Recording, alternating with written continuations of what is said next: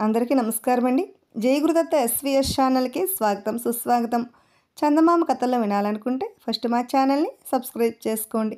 ఈరోజు చందమామ కథల్లో అలౌకిక లోకజ్ఞానం అనే చక్కని చందమామ కథ నుండి విందాం. విశాలపురంలో ఉండే విశ్వనాథ పండితుడి పేరు ప్రతిష్టలు దేశమంతటా వ్యాపించాయి. జగపతి అనేవాడు ఆయన వద్ద శిష్యరకం చేయదలిచి దూర ప్రాంతం నుంచి విశాలపురం వచ్చాడు. పండితుడు జగపతిని సాదరంగా ఆహ్వానించి, నా పాత శిష్యులందరూ అధ్యయనంలో ఉన్నారు. నీవు కొంతకాలం పాటు నాతో పాటు ఉంటూ నా వెంట తిరుగుతూ నేను చెప్పినట్లు వినాలి. ఆ తర్వాత అధ్యయనం ప్రారంభించవచ్చు అన్నాడు. జగపతి అప్పటికి సరే అన్నట్టు తల ఊపి ఆ సాయంత్రం పాత శిష్యుల్లో ఒకరిని కలుసుకుని, విశ్వనాథ పండితుడు మంచివాడనుకున్నాను. కొంతకాలం పాటు నన్ను సేవకుల్లో ఉపయోగించుకునేందుకు చూస్తున్నాడు. గతంలో నీతో కూడా ఇలాగే ప్రవర్తించాడా అని అడిగాడు. అప్పుడు పాత శిష్యుడు నవ్వి, ఆయనతో కూడా తిరగడం గొప్ప అదృష్టం. అధ్యయనానికి మించి లోకజ్ఞానం అప్పుడే అబ్బుతుంది. లోకజ్ఞానం లేని పాండిత్యం వాసన లేని పువ్వు వంటిది. ఒకసారి ఆయనతో తిరగడం ప్రారంభిస్తే ఇక అధ్యయనం మీదకి దృష్టి కూడా పోదు అన్నాడు. తనకున్నంత లోకజ్ఞానం ఇంకెవరికీ లేదని జగపతి నమ్మకం. లోకజ్ఞానం కోసమే అయితే గురువుతో తిరగడం వృధా అని వాడికి తోచింది. ఆ విషయం గురువుకి ఎలా చెప్పాలో తెలియక ఆ రాత్రి పడుకోబోయే ముందు విశ్వనాథ పండితుడిని కలుసుకుని, అయ్యా, మా ఊళ్ళో ప్రతి ఒక్కరూ నా లోకజ్ఞానాన్ని మెచ్చుకున్నవారే. నా లోకజ్ఞానానికి పాండిత్యం జతపడాలని మీ వద్దకు వచ్చాను. ఈ విషయం తమరు కాస్త గుర్తుంచుకోగలరు అంటూ నర్మగర్భంగా చెప్పాడు. విశ్వనాథ పండితుడు అప్పటికి నవ్వి ఊరుకున్నాడు. మరునాడు తెల్లవారుజామునే స్నానాధికాలు అయ్యాక గురువు జగపతిని పిలిచి, వెళ్దాం పద. అప్పుడే నిద్రలేచిన ప్రకృతిని కళ్ళారా చూడాలి. అది ఎలా ఉన్నదో రాసుకోవాలి. ఈ విషయాన్ని మహాకవులు ఎలా చెప్పారో పరిశీలించాలి. కవికి భేదం గమనించాలి. వాస్తవానికి కవిత్వానికి తేడా తెలుసుకోవాలి. అదే లోకజ్ఞానం అంటే. పద పోదాం అన్నాడు. జగపతి గురువుకు వినయంగా నమస్కరించి, అయ్యా, అందమైన స్త్రీ ముఖాన్ని కవులు చంద్రబింబంతో పోల్చుతారు. కానీ స్త్రీ ఎంత దగ్గరగా ఉన్నా అందంగానే కనబడుతుంది. చంద్రుడు కూడా భూమి వంటి ఒక గ్రహం కావటం వల్ల దగ్గర నుంచి చూస్తే బతుకులతో అసహ్యంగా ఉంటాడు. అది కల్పన, ఇది వాస్తవం అన్నాడు. నీకు చాలా తెలుసు, పద పోదాం అన్నాడు విశ్వనాథ పండితుడు. ఆయన మెచ్చుకున్నప్పటికీ తను ఇంకా అధ్యయనానికి నియోగించలేదని బాధపడ్డాడు జగపతి. తప్పనిసరి కావడం వల్ల వాడు ఆయన వెంట నడవసాగాడు. దారిలో ముందుగా వారికి మహాకవి మల్లని ఎదురయ్యాడు. ఆయన అదే స్నానానికి వెళ్తున్నాడు. విశ్వనాథ పండితుడిని చూడగానే ఆగి నమస్కరించి, ఆర్య, ఈ పూట తమరు మా ఇంటికి భోజనానికి వేం చేయాలి అన్నాడు. ఏమిటి విశేషం అని అడిగాడు విశ్వనాథ పండితుడు. మా అత్తగారు ఊరు నుంచి వంటవాడు ఒక ఆయన వచ్చాడు. నలభీమ పాకం వాడిది. నిజానికి నిన్నటితో అవసరం తీరింది. వాడి వంటల రుచి ఇంకా చూడాలని మరొక్క రోజు ఉండమన్నాను. తమరు కాదనకూడదు అన్నాడు మల్లన్న. ప్రస్తుతానికి నా ఆరోగ్యం అంత బాగోలేదు. కనీసం వారం రోజుల దాకా రుచులు నన్ను ఆనందింపచేయవు అన్నాడు పండితుడు. వంటవాడిని వారం రోజులు ఆగవంటే ఆగడు, కానీ వాడు రేపే నాకు ప్రయాణం పడింది. నకులపురం నరేంద్రుడికి ఒక కావ్యాన్ని అంకితం ఇవ్వాలి అన్నాడు మహాకవి మల్లన్న. ఆ కావ్యంలో ఎవరో తప్పులెన్నువారు కదా. అదే, ఎవరో తప్పులెన్నారన్నావు కదా అన్నాడు పండితుడు ప్రశ్నార్థకంగా. అవును, వాటిని ఎలా సవరించుకోవాలో తెలియక తమరి సాయం కోరితే సమయం చాలదంటరి అన్నాడు మల్లన్న. కావ్యంలో తప్పొప్పులు చూడాలంటే శ్రద్ధగా చదవాలి. అందుకు కనీసం 6 రోజుల వ్యవధి కావాలి. అంతకాలం వేచి ఉండటానికి నీకు సమయం చాలదు మరి అన్నాడు పండితుడు. తప్పును మల్లన్నకి అప్పగిస్తూ, అంతా నా దురదృష్టం అని మల్లన్న వెళ్ళిపోయాడు. అయితే అప్పుడు పండితుడు జగపతితో, నా ఆరోగ్యం చక్కగా ఉంది, భోజనం తప్పించుకునేందుకు అబద్ధం చెప్పాను అన్నాడు. ఇది విన్న జగపతికి చాలా సందేహాలు కలిగాయి. కానీ అడగలేక ఊరుకున్నాడు. వాళ్ళు మరి కాస్త దూరం వెళ్ళేసరికి భూస్వామి భూషయ్య ఎదురయ్యాడు. ఆయనకు ఊళ్ళో వ్యవసాయంతో పాటు పట్టణంలో వ్యాపారం కూడా ఉన్నది. ఆయన పండితుడికి నమస్కరించి, అయ్యా, తమరు ఈరోజు మా ఇంట భోజనం చేస్తారు, కాదనకూడదు, అన్ని ఏర్పాట్లు అయిపోయాయి అన్నాడు. ఏమిటి విశేషం అన్నాడు పండితుడు. అబ్బాయి అర్థశాస్త్రం పఠనం ఈరోజు నుంచే ప్రారంభం అన్నాడు భూషయ్య. మొత్తం మీద చదువులో కూడా వ్యాపార దృష్టి పోనిచ్చుకోవు అన్నాడు. కుర్రవాడు అర్థశాస్త్ర నిపుణుని చేస్తున్నాను, వాడు పండితుడు అవ్వాలని అంటూ నవ్వాడు. అవునండి, అందరూ కవిత్వం చదివితే వ్యాపారం ఆగిపోదు, వ్యాపారం కూడా ప్రజాసేవే. నష్టపోకుండా ప్రజాసేవ చేయడానికి అర్థశాస్త్రం తెలియాలి. అన్ని శాస్త్రాలు చదివిన మీరేమో ఎంత డబ్బిస్తానన్నా మా అబ్బాయికి అర్థశాస్త్రం ఒకటి నేర్పడానికి నిరాకరిస్తుంది. పట్నం నుంచి పండితుడిని రప్పించాను, అతడి ప్రతిభ ఏ పాటితో తమరు చెబితే బాగుండేది అన్నాడు భూషయ్య. ఈ రోజుకు వచ్చేవాణ్ణే, కానీ మరొక చోట మాటిచ్చాను అని. ఆడి తప్పడం వ్యాపారులకు తగునేమో కానీ పండితులకు తగదు మరి అంటూ పండితుడు ముందుకు నడిచాడు. కొంత దూరం వెళ్ళాక ఆయన జగపతితో, భోజనానికి మరొక చోట నేను మాట ఇవ్వలేదు, భూషయ్యకు అబద్ధం చెప్పాను అన్నాడు. జగపతి మాట్లాడలేదు, కానీ తన గురువు అబద్ధాల కోరని బాధపడ్డాడు. ఇంతలో వారికి పొరుగురు రత్నాల వ్యాపారి రమ్యచంద్రుడు ఎదురయ్యాడు. అతడు కూడా పండితుడికి నమస్కరించి, మీకోసం బండి తెచ్చాను, తమరు మా ఊరు వచ్చి నా చేత సన్మానం పొందాలి, మా ఇంట విందు భోజనం చేయాలి అన్నాడు. ఏమిటి విశేషం అని అడిగాడు పండితుడు. ప్రతి మాసం దశమి నాడు ఒక విశిష్ట వ్యక్తిని సన్మానించడం మా ఇంట ఆచారం. మన దేశపు రాజు నన్నందుకు మెచ్చుకొని సన్మాన సుధాకర అంటూ బిరుదు కూడా ఇచ్చాడు. ఈసారికి మిమ్మల్ని సన్మానించాలనుకున్నాను. పాండిత్యంలో మన దేశంలో మీకు మీరే సాటి కదా అన్నాడు రమ్యచంద్రుడు. పండితుడు నవ్వి, మా దూరబంధువు ఒక ఆయన పోయాడు, ఈ మాసంలో నేను సన్మానాల జోలికి వెళ్ళకూడదు, వేడుకల్లో పాల్గొనకూడదు, కాబట్టి అన్యదా భావించవద్దు అన్నాడు. అంతా నా దురదృష్టం, మీరున్నారు కదా అని ఈ ఊరు వచ్చాను. పక్క ఊళ్ళో చదరంగం ఆడే ఒక ఆయన ఉన్నాడు, అతన్ని పట్టుకోవాలి వేగంగా అంటూ వెళ్ళిపోయాడు రమ్యచంద్రుడు. రమ్యచంద్రుడు అటు పోగానే పండితుడు శిష్యుడితో, నువ్వు గాబరా పడకు, మా దూరబంధువెవడూ పోలేదు అన్నాడు. జగపతికి మతిపోయినట్లయింది. అలా నడుస్తూ వాళ్ళకు మామిడి తోపు చేరుకున్నారు. లోపల అడుగు పెట్టబోతూ ఉండగా, అయ్యా, నేను తమతో రావచ్చునా అన్న మాటలు వినిపించి ఇద్దరూ వెనక్కి తిరిగి చూశారు. సన్నగా పేలగా ఉన్న నడవయస్కుడు ఒకడు ముతకబట్టలు ధరించి వినయంగా నిలబడి ఉన్నాడు. అప్పుడు, ఏమిటి ధవళయ్య, ఏమిటి విశేషం అన్నాడు పండితుడు. అయ్యా, నేను పొలం పనులకు పోరుగుళ్ళో గిరాకీగా ఉందని వెళ్ళి 4 రోజులైనది. నిన్ననే తిరిగి వచ్చాను. ఈరోజు తమకు మా ఇంట్లో భోజనానికి ఏర్పాటు చేశాను. ఆ విషయం చెబుదామని వచ్చాను నేను. తమ వెంట కొంతసేపు ఇక్కడే ఉంటాను. భోజన సమయానికి మా ఇంటికి తీసుకువెళ్తాను అన్నాడు ధవళయ్య. నీ ఇల్లు నాకు తెలియదనా? భోజన సమయానికి అలాగే వస్తాను. ఈలోగా పనులు ఏమైనా ఉంటే చూసుకో అన్నాడు పండితుడు అభిమానంగా. అయ్యా, ఒక చిన్న మనవి. నేను ఊరుకు వెళ్లే ముందు తమరు చెప్పిన గీతావాఖ్యానం విన్నాను. నా మనసుకు ఎంత తృప్తి కలిగిందనుకున్నారు?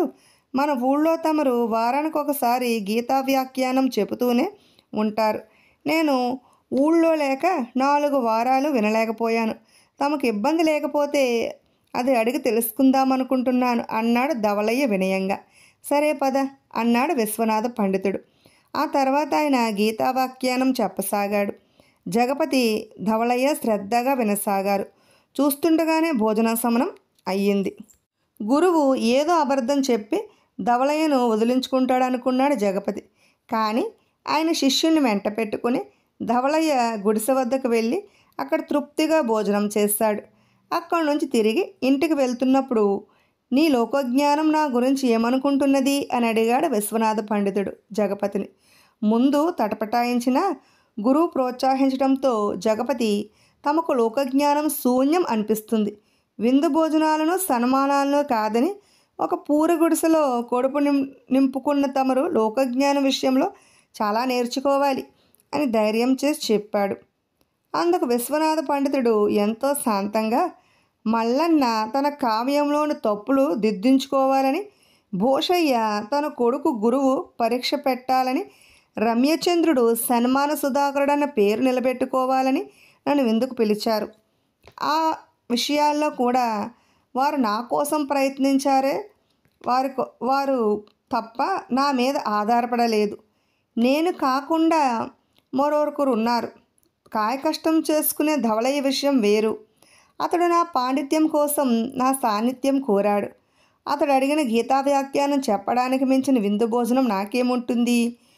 ఆ పూరుగుడిసి చేరుకునే ముందే నా కడుపు నిండిపోయింది. ధవళయ్య వంటి స్తోతతో మాట్లాడటమే పండితులకు విందు భోజనం. సామాన్యులకు సంబంధించినంత వరకు నీకున్న లోకజ్ఞానం గొప్పదే, కానీ పండితులకు ఉండేది అలౌకిక లోకజ్ఞానం అని గుర్తుంచుకో అన్నాడు. జగపతి ఆయనకు చప్పున సాష్టాంగపడి, గురువర్య, ఇది నాకు మొదటి పాఠం. శిష్యుడిగా తమను సేవించుకుంటూ నేను ఇంకా ఇలాంటివెన్నో పాఠాలు నేర్చుకోవలసి ఉంది అన్నాడు. ఆ క్షణం నుంచి వాడికి లోకజ్ఞానం తెలిసిన వాడికన్నా అహం నశించింది. వాడికి అప్పటి నుంచి నాకే లోకజ్ఞానం తెలుసును అన్న అహాన్ని వీడి హాయిగా బ్రతికాడు. ఇప్పుడు ఊహాసుందరి అనే మరో చక్కని చందమామ కథను విందాం. పట్టు వదలని విక్రమార్కుడు చెట్టు వద్దకు తిరిగి వెళ్ళి చెట్టుపై నుంచి శవాన్ని దించి భుజాన వేసుకుని ఎప్పటిలాగే మౌనంగా శ్మశానం కేసు నడవసాగాడు. అప్పుడు శవంలోని బేతాళుడు, రాజా, కొన్ను పొడుచుకున్న కానరాని అర్ధరాత్రి వేళ నక్కలు, గుడ్లగోబలు, విషసర్పాలు, భూతప్రేతాలు లాంటి క్షుద్రజీవులు తిరిగాడే ఈ శ్మశానంలో నువ్వు పడుతున్న పాటలు చూస్తుంటే నాకు జాలితో పాటు ఒక శంక కూడా కలుగుతున్నది. అదేమిటంటే నువ్వు లోకంలో ఉండే అత్యధిక సంఖ్యాకులైన మానవుల్లో ఒకడివా, లేక మానసికంగాను శారీరకంగాను అత్యున్నత స్థాయికి చేరిన స్థితప్రజ్ఞుడివా అన్నది. ఏది ఏమైనా అపూర్వము అలౌకికము అయిన అనుభవం స్థాయి భేదం లేకుండగా ప్రతి మానవుడికి తప్పక దుఃఖ కారణమవుతుంది. ఇందుకు ఉదాహరణంగా పుష్పసరుడనే యువకుడి కథ చెబుతాను, శ్రమ తెలియకుండా విను అంటూ ఇలా చెప్పసాగాడు. చాలా కాలం క్రితం ఒకానొక దేశంలో పుష్పసరుడు అనే యువకుడు ఉండేవాడు. అతడు రాజవంశానికి చెందినవాడు, గొప్ప ఐశ్వర్యవంతుడు, అంతకు మించి ఎంతో అందగాడు. అతడికి ఎక్కడెక్కడి నుంచో పెళ్లి సంబంధాలు వస్తూ ఉండేవి. అయితే అతడికి ఏ కన్య నచ్చేది కాదు. కారణం ఏమిటంటే అతడి మనసులో ఒక ఊహాసుందరి చోటు చేసుకున్నది. అతడు ఎప్పుడూ ఒక అసాధారణమైన సౌందర్యవతి కోసం వెతుకుతూ ఉండేవాడు. గంధమాదన పర్వత ప్రాంతాల్లో గల ఒక కొలనుకు ప్రతి పున్నమ నాడు గంధర్వ కన్యలు స్నానమార్గమై వస్తూ ఉంటారు. పుష్పసరుడు లోగడ వినుమున్నాడు.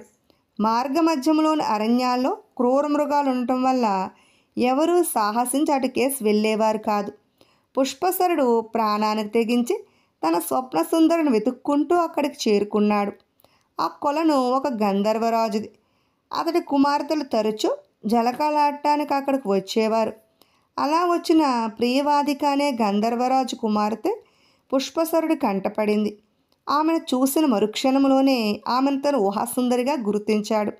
తన మనసులోని మాట ఆమెకు చెబుదామని అతడు అనుకుంటూ ఉండగానే ప్రియవాదిక కొలంలోకి దూకి మాయమైనది. పుష్పసరుడు నిరాశ చెందక ఆ కొలను ప్రాంతంలోనే ఉండిపోయాడు.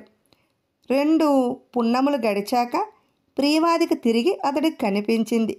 ఈసారి అతడు ఆమెకు కనిపించకుండగా చెట్ల చాటును పొంచి ఉండి హఠాత్తుగా ఆమె చేతిని దొరకపుచ్చుకున్నాడు. అయితే ప్రియవాదిక అతడితో పెనుగులాడి తన చేతిని విడిపించుకుని కొలంలోనికి దూకి మాయమైనది. ఆమెను వెదికి పట్టుకుందామని పుష్పసరుడు కొలంలోనికి దూకబోతూ ఉండగా ఆగు అనే గంభీరమైన కంఠస్వరం వినిపించింది.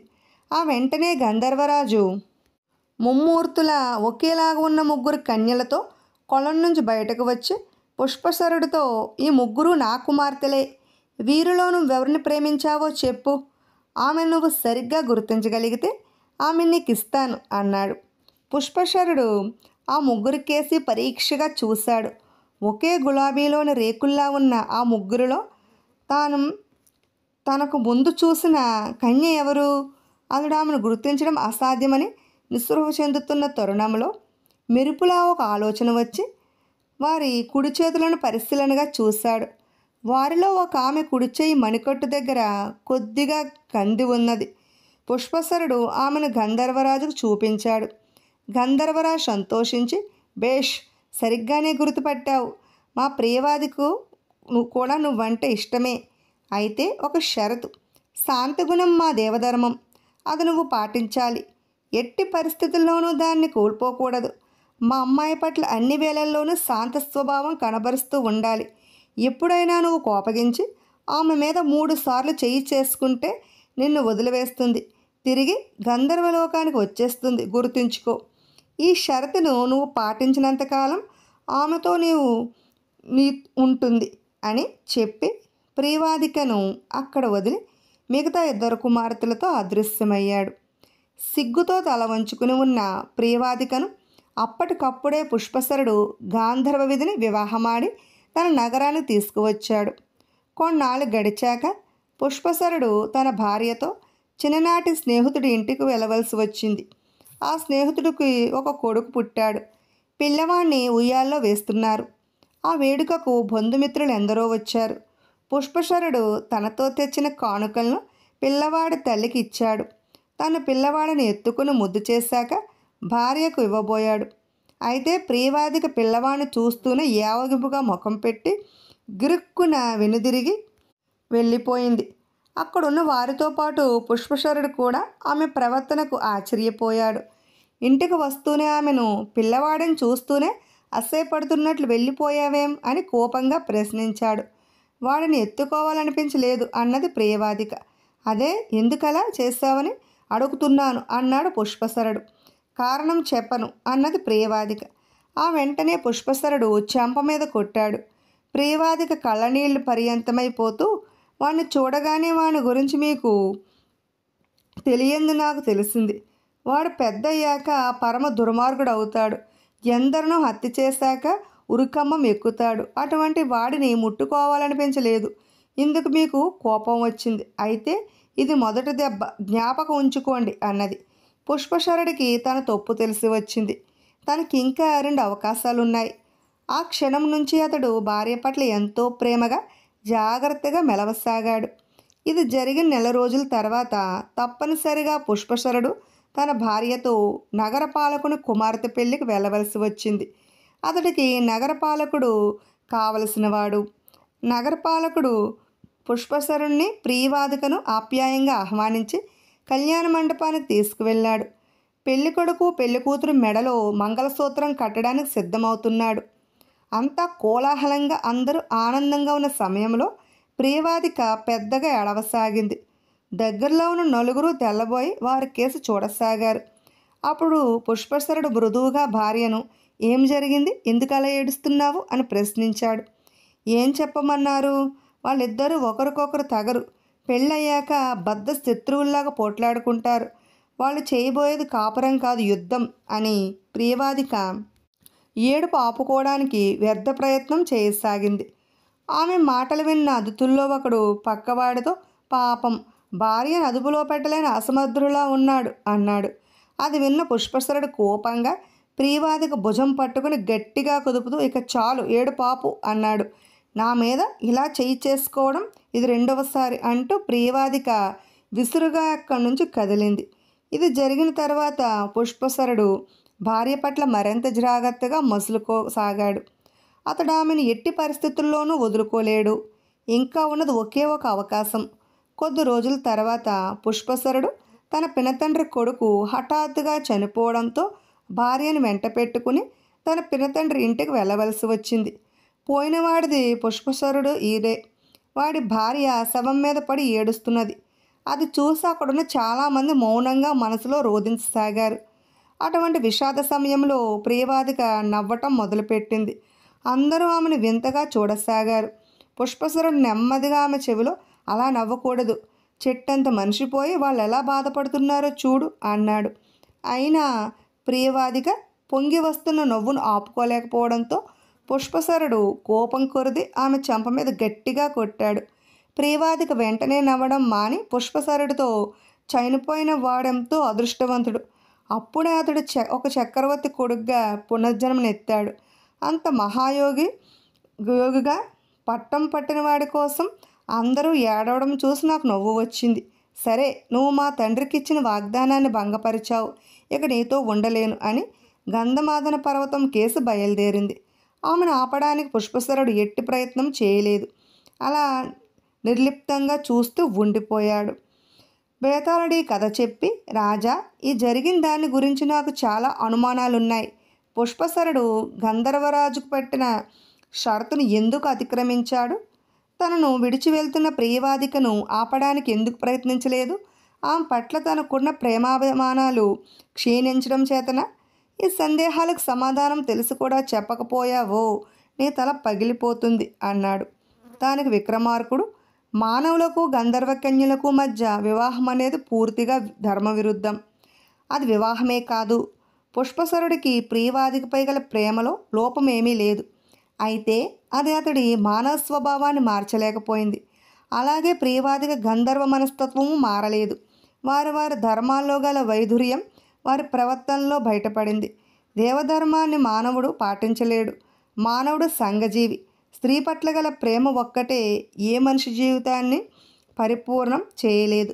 పుష్పసరుడు తన భార్యపై చేయి చేసుకున్న 3 సార్లు తనతోటి సంఘం తన గురించి ఏమనుకుంటుందో అని ఆలోచించాడే కానీ ఆమెకు తను ఇచ్చిన మాటను జ్ఞాపకం చేసుకోలేదు.